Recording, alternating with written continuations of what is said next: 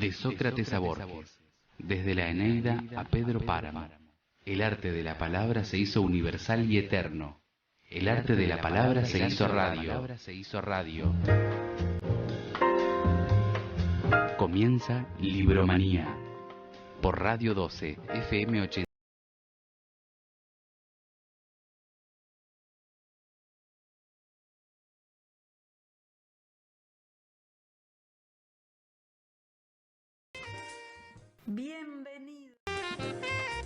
Bienvenidos queridos oyentes a una nueva emisión de Libromanía. Es un verdadero placer estar juntos otra vez. ¿Cómo estás, Aquiles? Muy bien, muy bien. Bienvenidos al programa número 211 de Libromanía, ya en su sexta temporada. Siempre por Radio 2 en la 89.1 FM, mensajes 3447 1540 8120. Facebook, Libromanía Colón. ¿Y por dónde más, Marta? www.radio12.com. También nos encuentran en YouTube, en nuestro canal Libromanía con Marta y Aquiles, y en Instagram, @libromanía_colón. Momento de dedicar el programa. Nos gusta decirles, nosotros este programa lo hacemos para todos los oyentes con muchísimo amor, pero siempre elegimos alguna personita especial. En este caso, una personita que cumplió años, Aquiles. Hace muy poco. Hace muy poquito. Entonces estamos dedicando Libromanía a Vicente Aiello, un gran poeta, un gran escritor, que además cuenta cuentos de maravillas con Mirta Rojina. O sea, ya en Mar de Ajó. Exactamente. Aquí le contamos a los oyentes qué preparamos para hoy. Tenemos un editorial, Una carrera vertiginosa. El autor a tratar, un japonés, Yukio Mishima. Ajá. Análisis de su obra, biografía. ¿En de quién hablamos hoy? El león de África, las hazañas del militar alemán Paul von Lettow-Vorbeck durante la Primera Guerra Mundial. Bien. Como siempre, el Noti Literario. Seguimos homenajeando en el quinto bloque a Ernesto Sábato. Qué bueno, Aquiles. Protagonista y testigo incómodo del siglo XX. Claro que sí. Te regalo un poema de Elizabeth Bishop, un arte, fragmento. ¿Y la música que elegimos para hoy, Marta? Elegimos, Aquiles, realmente, porque los dos hemos elegido a Meiko Kaji, una japonesita, para musicalizar a Yukio Mishima. Meiko Kaji, le contamos a los oyentes, es actriz y también es cantante japonesa. Es famosa por su mirada muy expresiva. Les prometimos una carrera vertiginosa. En la notable serie Mrs. América, ambientada en los años 70, llama la atención que la conservadora protagonista use grabaciones en cintas de cassette y correo postal para difamar a sus oponentes feministas. En una generación hemos pasado de esas tecnologías de la comunicación que ahora nos parecen lentísimas a la instantaneidad de Gmail, Facebook, Twitter o WhatsApp. Un verdadero salto de puro vértigo. La velocidad del transporte, las comunicaciones y el conocimiento no ha parado de incrementarse exponencialmente en este cambio de siglo. Según un tecnólogo estadounidense, Kate Kurzweil, en unos años, cualquier computadora portátil tendrá la misma potencia de cálculo que el cerebro humano. La tecnología está acelerando el mundo a una velocidad frenética y sin precedentes. El problema es que nuestros cerebros, en cambio, no han ganado en las últimas décadas mayor capacidad de procesamiento. De modo que nuestro ritmo mental, aunque sea extraordinario, es cada vez más lento en comparación con el de las redes y las máquinas. El desequilibrio cada vez más extremo entre la velocidad del mundo y la de nuestros cerebros, entre la complejidad de la realidad y nuestra capacidad de pensarla y entenderla, está dilatando la brecha digital y está cambiando el sentido de lo que entendemos por desigualdad.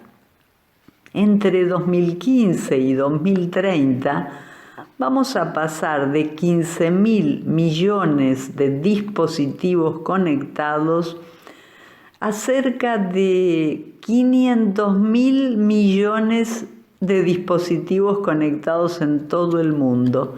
Y se van a acabar de configurar dos categorías de ciudadanos, o lo que es lo mismo, dos categorías de usuarios de Internet. La distancia cada vez mayor entre los hiperconectados y los simplemente conectados no solo está decidiendo el futuro, también está creando un nuevo mercado. Porque las mismas megacorporaciones que convirtieron la computadora personal, el celular y la conexión a Internet en bienes de primera necesidad, ahora experimentan con los neuroimplantes que en las próximas décadas todos necesitaremos para no vernos obligados a bajarnos del tren súper rápido de la ultramodernidad. Las grandes compañías tecnológicas van a lucrar con esa nueva ansiedad comparable a la que durante el siglo pasado provocó la creación de las industrias de la autoayuda y la cirugía estética. La multiplicación de los recursos tecnológicos apunta, según algunos tecnólogos, hacia más democracia y mayor conciencia medioambiental. Ven la implementación de la robótica también con optimismo. Va a permitir que el ser humano se dedique al ocio, los cuidados o la creatividad, mientras llega la renta básica universal. Los más talentosos y capaces de cualquier rincón del planeta podrán acceder a una educación superior y participar de esa supuesta fiesta de la inteligencia colectiva. La verdad no apoya esas fantasías. Según el último informe de Freedom House, no se puede afirmar que la democracia esté avanzando mientras sí lo hacen brutalmente las redes 5G y la interconexión de las cosas. Y ya ha empezado la carrera entre Estados Unidos y China por el 6G, que ahora que Internet sea 100 veces más rápido, de modo que es legítimo pensar que la única motivación del cambio de paradigma y de la velocidad que lo impulsa es la sed de poder de las superpotencias y el lucro de sus mejores ingenieros. Elon Musk y muchos otros emprendedores disruptivos y multimillonarios están invirtiendo en proyectos de neuroimplantes que al mismo tiempo que ayudarán a neutralizar la parálisis cerebral o el Alzheimer, también mejorarán brutalmente la memoria y la capacidad de aprendizaje de quien pueda pagárselos y multiplicarán fortunas que ya están fuera de toda escala. El desfase entre la velocidad de la humanidad y la de cada uno de los seres humanos que la componen se está convirtiendo en una falla central del sistema. Se trata de una brecha que trasciende la noción de género, de un abismo que se dilata en el corazón del abismo de la desigualdad. Mientras los ricos se vuelven cada vez más ricos y acumulan en las nubes de sus empresas más información, más conocimientos, millones de personas son atropelladas por la velocidad excesiva de la realidad.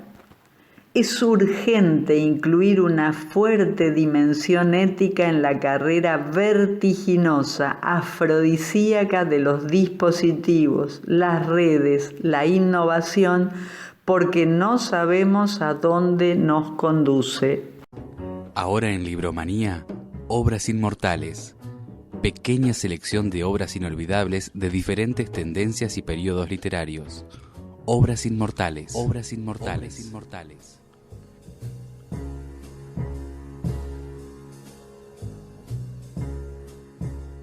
Hoy nos ocupamos de Yukio Mishima. Se lo considera el autor más importante del Japón.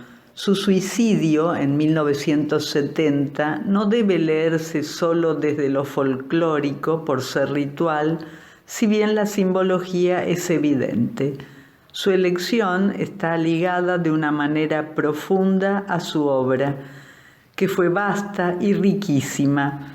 Escribió 40 novelas, 20 libros de cuentos, alrededor de 20 ensayos y 18 obras de teatro, además de dirigir, escribir y actuar en varias películas.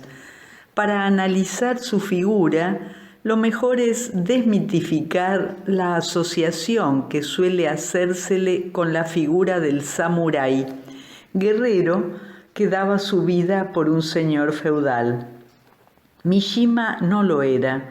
Es innegable que su filosofía de vida está atravesada por el Hagakure, el histórico libro de Yamamoto Tsunetomo, un samurái del siglo XVIII, que se retiró a las montañas para escribir las reglas del Bushido.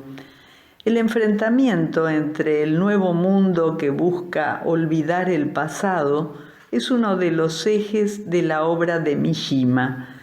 Mishima fue eximido del servicio militar por sufrir tuberculosis, por lo que no participó de la guerra, lo que fue una doble humillación, tanto personal como ciudadana. Y eso lo reflejó en su libro El Pabellón de Oro del año 1956. Mishima era un guerrero sin dueño, un perro rabioso que deambulaba en su literatura por los temas que lo obsesionaban y que lo llevaron a la muerte. En sus términos, lógica. El harakiri limpiaba con su sangre no solo su deshonra por haber fallado, sino también la de sus ancestros.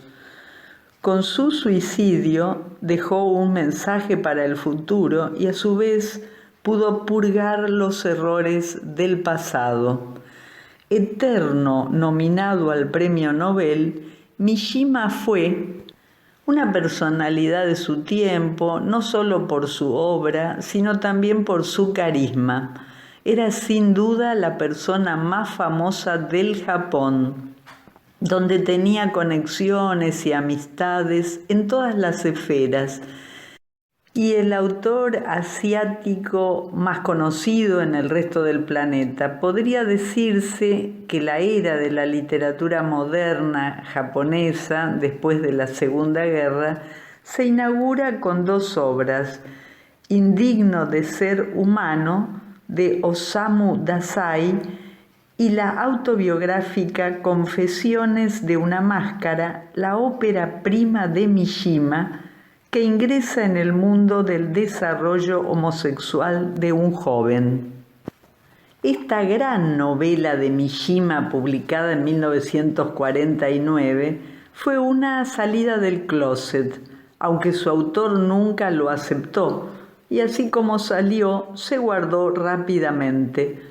El tema vuelve a aparecer en su libro El color prohibido, de 1951, su cuarta novela, en la que narra la relación entre un famoso escritor sexagenario y un joven gay, al que tras un pacto convence para seducir a varias mujeres para destrozarles el corazón. Mishima se autodenominó un observador y no un participante, e incluso negó el carácter autobiográfico de su obra debut, aunque para algunos esto sucedió por la deshonra que había sentido su familia por el texto. Más allá de esta polémica del siglo XX, la homosexualidad no volvió a aparecer en sus trabajos. En sus obras, Mishima, tanto en la novela como en el cine, muestra el sufrimiento físico, la muerte, muchas veces de las formas más crueles o más dramáticas. Se presentan hasta el final de sus días. Mishima fue un gran lector de autores occidentales como Dostoyevsky, Sartre, Camus, Thomas Mann, Rilke y Heidegger. Estuvo 3 veces muy cerca de ganar el premio Nobel. Kawabata, Premio Nobel de Literatura en 1968, lo incentivó a escribir y lo puso en contacto con personalidades para que se hiciera un nombre. Kawabata decía que un genio literario como Mishima solo lo produce la humanidad cada 2 o 3 siglos. Aquí le contamos a los oyentes quién fue el extraordinario Yukio Mishima. Nacido en 1925 bajo el nombre de Tim Take Hiraoka, el autor de la ciudad de Tokio, vivió hasta los 12 años bajo el yugo de su abuela, quien lo mantenía encerrado en una habitación durante días. Provenía de una familia de herencia samurái. De mal carácter, Mishima vivió sus años formativos entre la violencia y el acceso a la cultura occidental, ya que su abuela leía francés y alemán y tenía fascinación por el teatro kabuki. Japón venía atravesando grandes cambios que comenzaron en 1866 hasta 1899, basados en la apertura hacia la modernidad, el nacionalismo y la occidentalización. Buscando ser el gran imperio, con rencor tras la Primera Guerra Mundial, Japón se unió al eje. Mishima transformó su cuerpo débil gracias al físico-culturismo. Se casó en 1958 y tuvo 2 hijos. Fue novelista, dramaturgo, ensayista, crítico, artista marcial, actor, cantante y activista político. Un hombre de múltiples máscaras. En el año 2020, exactamente el 25 de noviembre, se cumplieron 50 años de su subida a la terraza del cuartel en Tokio de las fuerzas de autodefensa, y frente a los soldados y medios de comunicación, Mishima profería un discurso en el que exaltaba la figura del emperador Hirohito y pedía un regreso a las bases morales del Japón, que el capitalismo estaba destruyendo a través de un golpe de Estado. Desde abajo solo encontró burlas y rechazo, así que llevó a cabo una decisión que había tomado 2 años antes, el seppuku, un suicidio ritual, la forma más honrosa de morir al haber fallado en la misión más importante de la vida, también llamado harakiri. Fue en 1970 cuando Mishima tenía apenas 45 años. Muchas gracias, Aquiles. Ahora en Libromanía, ¿de quién hablamos hoy? Mini biografías.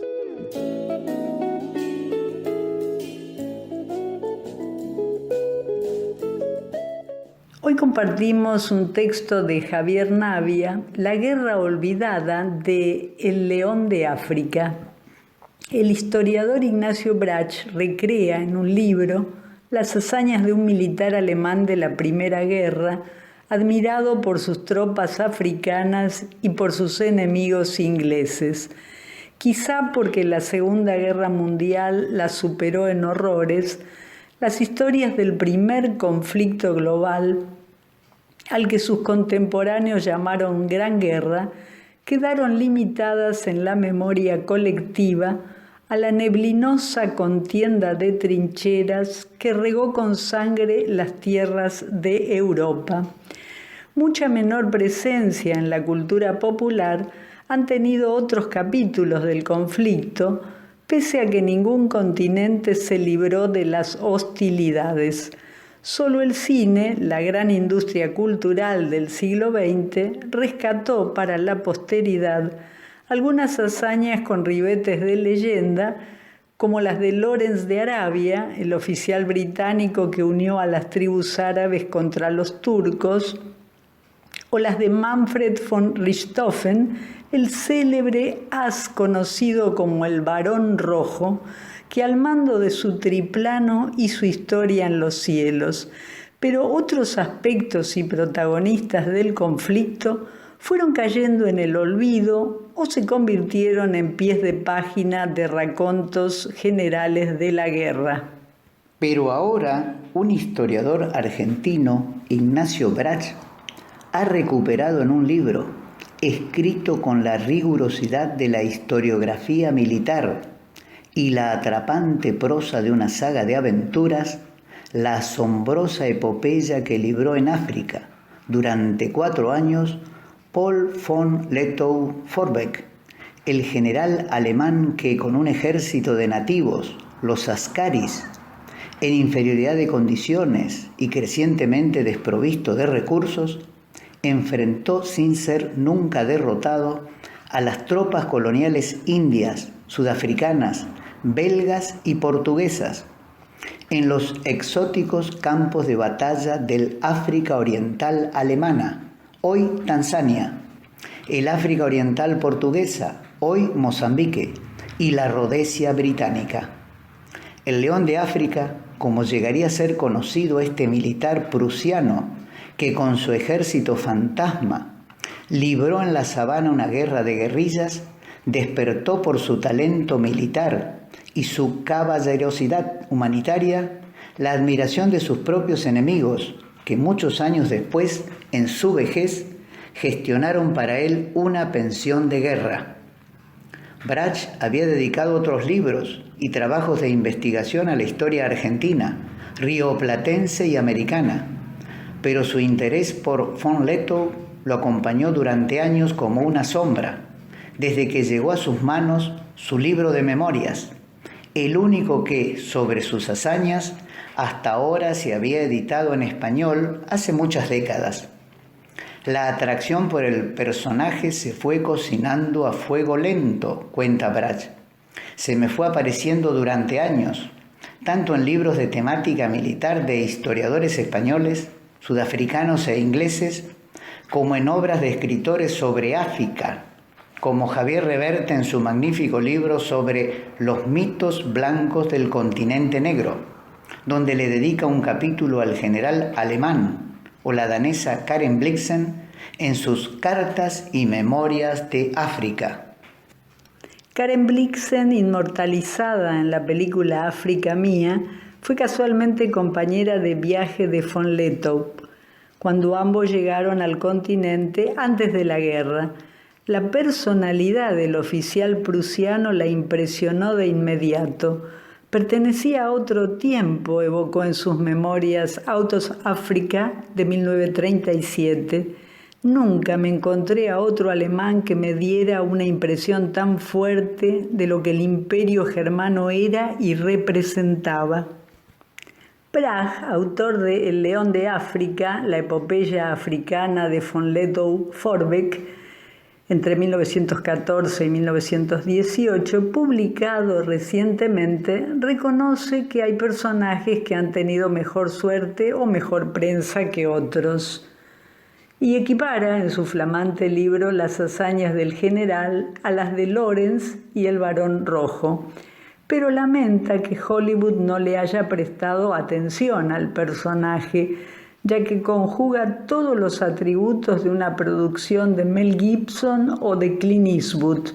Aún así, destaca entusiasmado, que no todo el arte ha olvidado la hazaña de von Lettow en su periplo aventurero en África. Hugo Pratt, ese verdadero genio de la historieta contemporánea que vivió en Argentina varios años, y muchos no lo saben, le dedicó un título en la serie de su magnífico personaje Corto Maltés, Leopardos, que no son otros que los Ascaris del general en una misión para rescatar un botín donde Corto Maltés se une a ellos en la arriesgada acción.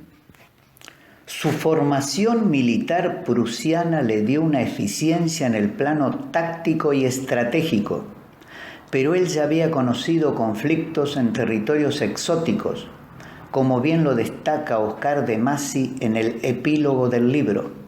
En 1900 participó como joven oficial en la coalición de naciones que invadió China contra el levantamiento de los Boxers, movimiento nacionalista chino contra la presencia colonial europea, y luego en 1904 combatió en el África Occidental alemana contra las tribus nativas, donde fue herido en el pecho y un ojo, lo que hizo que fuera trasladado a Sudáfrica para su atención médica.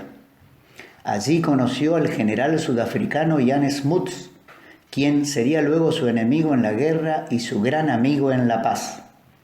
En 1914, al frente de su minúsculo ejército frente a enemigos que lo rodeaban por los 4 puntos cardinales, adoptó la guerra de guerrillas, o como él la llamó, la pequeña guerra. Atacar y desaparecer, tomando de sus ascaris, soldados nativos, conocedores eximios del terreno, sus experiencias en las guerras tribales. Sin recibir durante 4 años ningún suministro desde Alemania, von Lettow atacó trenes, voló puentes, se hizo de depósitos enemigos de armamentos, uniformes, medicamentos y alimentos. Acciones de sabotaje que le permitieron seguir combatiendo hasta 1918, incluso cuando la guerra había finalizado en Europa y él no se había enterado aún. Von Lettow fue educado en los valores del honor, del deber ser y de la dignidad humana. Su relación con los nativos que integraron su ejército como soldados y porteadores, más las mujeres que acompañaban, fue sin duda de una gran empatía, donde el soldado ascari fue dignificado en el trato y en el mando. Por von Lettow los respetó en su persona y en su cultura.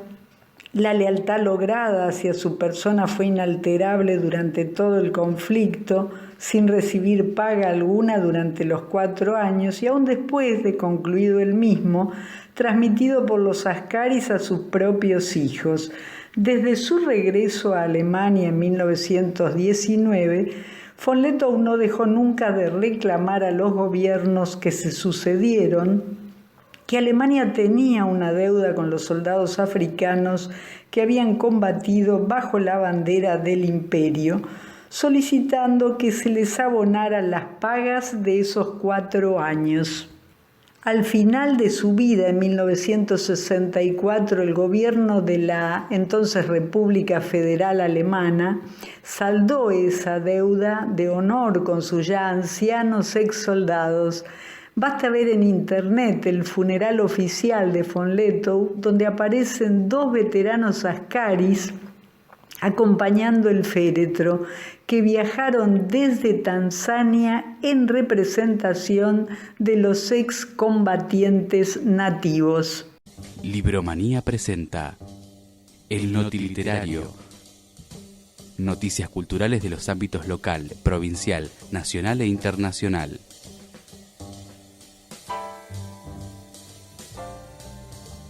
Adelante, Aquiles, con el Notiliterario.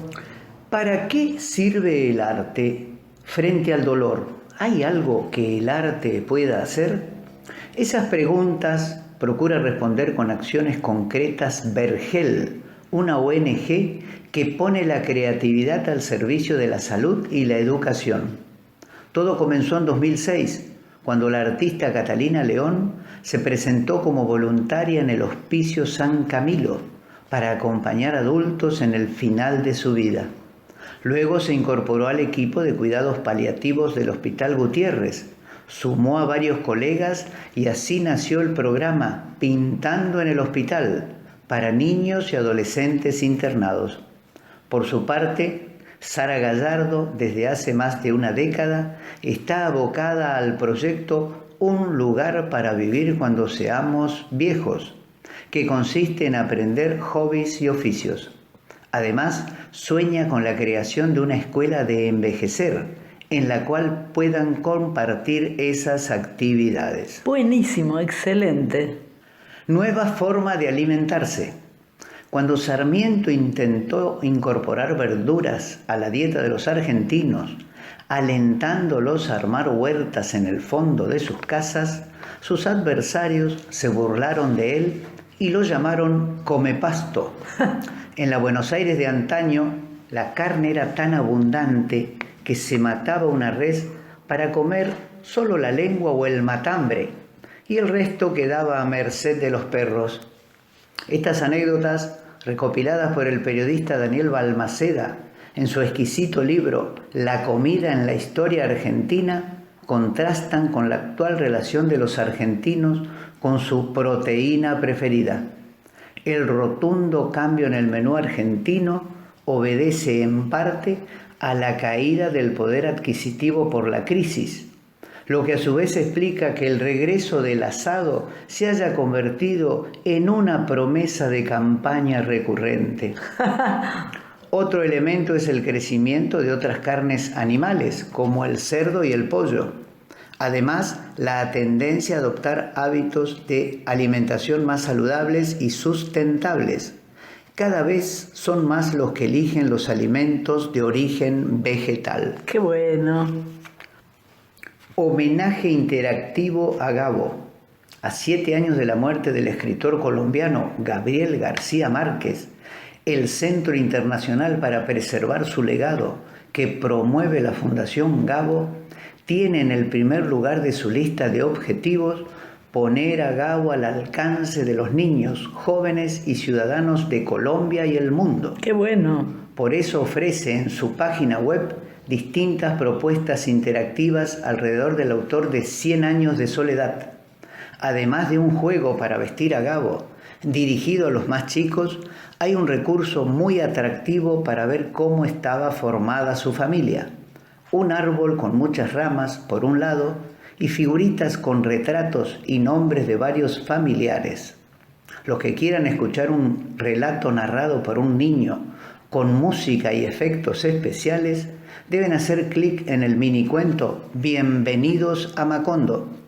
Todas las propuestas forman parte del especial multimedia El legado de Gabo, estrenado en abril del 2020, cuando se había cumplido el 6º aniversario de la partida del Premio Nobel de Literatura, que murió en la Ciudad de México, donde residía a los 87 años. Obsesión por el sexo. Durante algunos días acarició la gloria. Sería uno de los libros del 2021. Sin embargo, este fugaz fenómeno editorial se apagó. Blake Bailey publicó Philip Roth, la biografía, un monumental trabajo de 900 páginas, una obra de arte según los críticos, que ahora se quema en la hoguera inflamada por los vientos de la cancelación. El libro, que estaba destinado a convertirse en bestseller, con una tirada inicial de 50.000 ejemplares, fue sacado de circulación. Bailey, el biógrafo elegido por Philip Roth para narrar su propia vida, ha sido acusado de delitos sexuales por parte de quienes fueran, en su mayoría, sus alumnas en una escuela secundaria. Ay, ay, ay. Nuevamente el sexo, la perversión y la misoginia sacuden la obra de Roth, que durante años fue uno de los favoritos para obtener el Premio Nobel de Literatura. Si aún los profesores de literatura y muchos escritores luchan por lograr que se distinga entre la figura del narrador por un lado y la del autor por el otro, A esta confusión se suma ahora el papel del biógrafo. ¿Qué tal? Nos vamos a Italia. Buenísimo. Un actor recita la Divina Comedia completa y de memoria. ¡Wow! Se trata de Giorgio Colangeli, por los 700 años de la muerte del Dante. Se calcula que dura unos 1000 minutos. Está considerada una empresa fantástica, tipo del Guinness. De memoria recita toda la Divina Comedia, infierno, purgatorio y paraíso, es decir, 100 cantos, 14.200 versos y 101.700 palabras que tiene increíblemente impresas en su mente. ¡Qué bárbaro! Sí, todo esto se da en el marco de los cientos de eventos que está habiendo en la península por celebrarse los 700 años de la muerte del Dante. El actor tiene 71 años. ¡Qué bueno! Nos vamos a Francia. ¿Vamos? En las escuelas, Francia prohíbe la escritura inclusiva. La escritura inclusiva quedará fuera de las aulas francesas, informó el gobierno en un comunicado del boletín oficial dirigido a las autoridades educativas de todo el país. El ministro de Educación, Jean-Michel Blanquer, explica que la complejidad e inestabilidad de esta práctica constituyen obstáculos para la adquisición del lenguaje y la lectura. Perfecto. Museos en modo virtual. En el marco del Día Internacional de los Museos, Google Arts and Culture propone revisar las colecciones de más de 2.000 museos disponibles en su plataforma a través de recorridos virtuales, desde artes plásticas y música hasta automovilismo y fútbol. Se pueden encontrar museos para todos los gustos. Entre los locales están el Bellas Artes, el Moderno y el MACBA. Bien.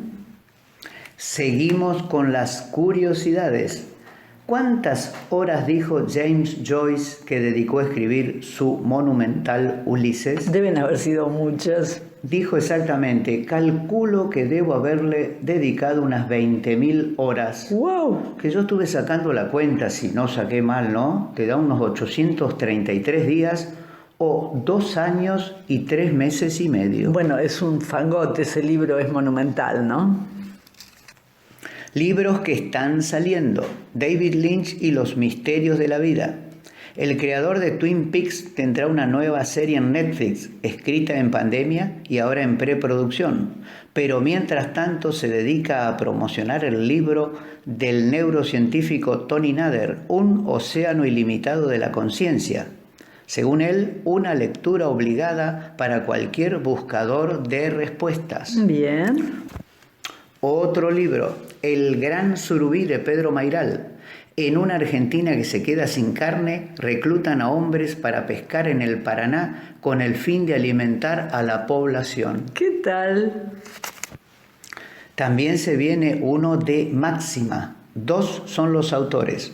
Rodolfo Vera Calderón es un periodista nacido en México, especializado en realeza.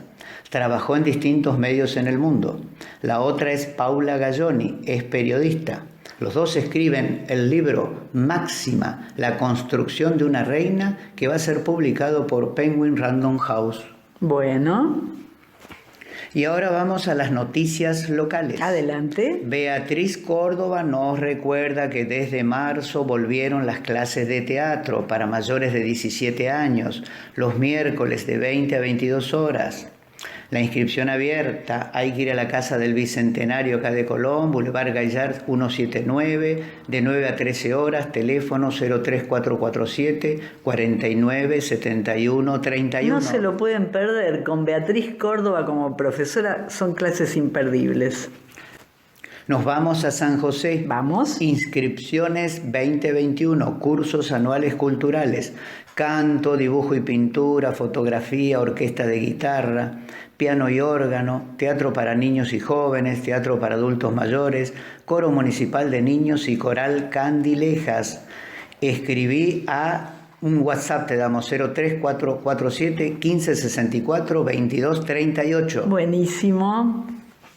La última, también de San José, talleres y cursos para la tercera edad. Una serie de talleres, cursos y actividades gratuitas dirigidas a personas de la tercera edad estarán disponibles en los próximos días en San José. Las opciones son las siguientes: haciendo cine, gimnasia, también tenemos estimulación cognitiva, yoga y ensamble musical. Se pueden hacer tanto en el polideportivo como en el SIC de El Brillante. Para inscribirse, comunicarse al 3447 43 83 86. Muchas gracias, Aquiles. Muy completo tu panorama de noticias literarias. Estás escuchando Libromanía, donde la literatura universal se hace presente. Hoy compartimos un texto de Sandra Di Luca y Pablo Morosi titulado Protagonista y testigo incómodo del siglo XX. Se refiere a Ernesto Sábato. Su gran tema fue la crisis espiritual del hombre en la sociedad moderna.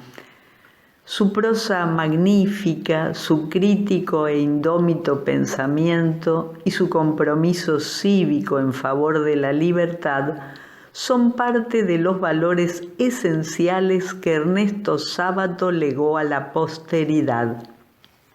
Nacido en Rojas, provincia de Buenos Aires, en junio de 1911, fue el escritor argentino más leído en su época, con novelas que marcaron a varias generaciones de lectores y agudos ensayos en los que expuso con valentía su mirada del país y advirtió sobre los riesgos que pendían sobre el planeta.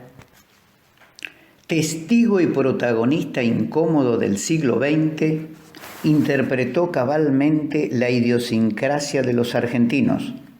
Después de haber incursionado durante su juventud en el anarquismo y el comunismo, al que abandonó espantado por los crímenes del régimen de Stalin, Sábato quedó cautivado por la rebeldía antirracionalista del surrealismo e inició una deriva existencial que lo alejó de la ciencia para la que se había formado como doctor en ciencias físicas y matemáticas en la Universidad Nacional de La Plata. En 1938 estaba en la meca del mundo científico como becario en el prestigioso laboratorio Curie de París, donde en esos años se logró la fisión de uranio, fundamento inicial para lo que más tarde fue el proceso de elaboración de la bomba atómica, cuando vislumbró el perfil de una ciencia puesta al servicio de intereses contrarios a la propia humanidad. La denuncia de la crisis espiritual del hombre en la sociedad moderna conforma la genética del universo sabatiano, cuyos fundamentos quedan expuestos en sus dos primeros libros de ensayos, Uno y el Universo y Hombres y Engranajes. Sábato reconoció los logros del peronismo en materia de justicia social, aunque combatió el carácter autocrático que impregnó sus gestiones. Junto a buena parte de la intelectualidad vernácula, aplaudió en 1955 el derrocamiento de Perón. No obstante, también fue uno de los primeros en denunciar al régimen de Aramburu por la cruenta persecución a simpatizantes peronistas. En su texto, El otro rostro del peronismo, carta abierta a Mario Amadeo de 1956, con el que Ernesto Sábato se subió para siempre al ring principal del debate político argentino, señaló la necesidad de superar el resentimiento que a lo largo de la historia nacional había enfrentado a los doctores con el pueblo. Le gustaba autodefinirse como un francotirador. En tiempos siempre difíciles de un país complejo, pagó el costo por su autenticidad, con la que buscó escapar a las encerronas del consabido binarismo argentino. Su verbo controvertido y provocador lo llevó a fuertes confrontaciones en el terreno político e intelectual que, sin embargo, no mellaron su prestigio y su popularidad. Durante la última dictadura fue una de las pocas personalidades que se atrevió a alzar su voz contra el régimen, denunciando la censura y el cercenamiento de las libertades. Sin embargo, algunos de sus pasos contradictorios o desafortunados hicieron que su figura emergiera de los años de plomo envuelta en polémicas, sospechas y acusaciones, en ocasiones desmesuradas.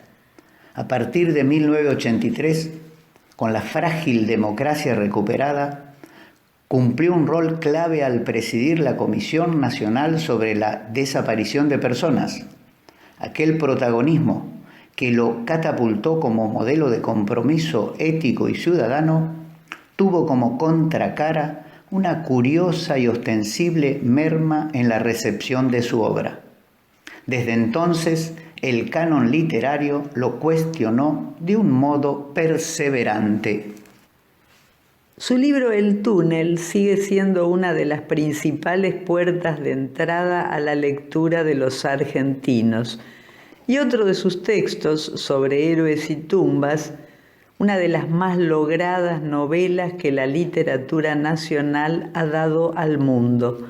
La trilogía se completa con otro de sus libros, Abadón el Exterminador, que conforma un friso que puede ser visto como un enorme ejercicio de autoafirmación, un verdadero proceso expurgatorio de su interioridad, a la vez imperioso y desgarrador, enriquecido por pliegues que permiten múltiples niveles de lectura.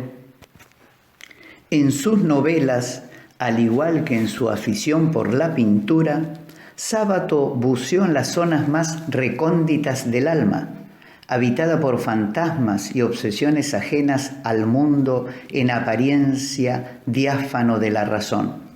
Ese derrotero operó tanto en la base de su creación artística como en la cosmovisión de la realidad expresada en sus trabajos ensayísticos, poblados de agudos interrogantes sobre los misterios de la existencia y el destino de la humanidad, algo que convierte a su obra en un material tan indispensable como imperecedero.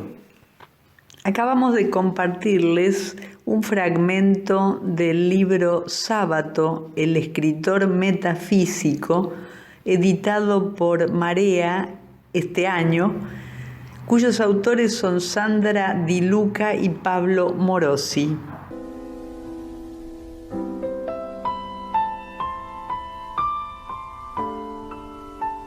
En Libromanía te regalo un poema, un espacio donde la palabra no fracasa. Estamos juntos. Estamos en Radio 12. Y estamos en Libromanía, queridos oyentes, en el momento de obsequiarles un poema. En esta ocasión, un poema de Elizabeth Bishop, una poeta estadounidense que vivió entre 1911 y 1979. Se trata de un fragmento de un poema sobre el arte de perder. Para ustedes, de Elizabeth Bishop, un arte, fragmento. El arte de perder se domina fácilmente. Tantas cosas parecen decididas a extraviarse que su pérdida no es ningún desastre. Pierde algo cada día. Acepta la angustia de las llaves perdidas, de las horas derrochadas en vano. El arte de perder se domina fácilmente. Después, entrénate en perder más lejos, en perder más rápido, lugares, nombres, los sitios a los que pensabas viajar. Ninguna de esas pérdidas ocasionará el desastre. Les compartimos algunos tips. Lean mucho. Lean todo. Lean lo que dicen las miradas. Lean los gestos. Lean lo que se dice sin palabras. Lean historias. Lean lágrimas en pañuelos. Lean libros nuevos, viejos, prestados. Leer educa, salva, abre, acompaña. Leer nos hace libres. Momento de dar las gracias, profundamente agradecidos a Radio 12, la radio donde suena el río, la radio que nos cobija, y a la persona de Liel Barreto, sin cuyo trabajo conectar cada semana con ustedes no sería posible. Aquí les recordamos a los oyentes nuestros próximos encuentros. Como saben, estamos los miércoles a las 18:30 horas, los domingos a partir de las 10 de la mañana, siempre por Radio 12 en la 89.1 FM. Mensajes 3447 1540 8120. Facebook, Libromanía Colón. ¿Y por dónde más, Marta? www.radio12.com. También estamos en YouTube, en nuestro canal Libromanía con Marta y Aquiles, y en Instagram @libromanía_colón. Queridos oyentes, recuerden que es fundamental que cada uno se cuide. Cuidándonos cada uno de nosotros, preservamos a toda nuestra comunidad. Siempre con autorresponsabilidad. Nos gusta despedirnos, queridos oyentes, con una sugerencia. Sigan prendidos a Radio 12, disfrutando su variada y excelente programación.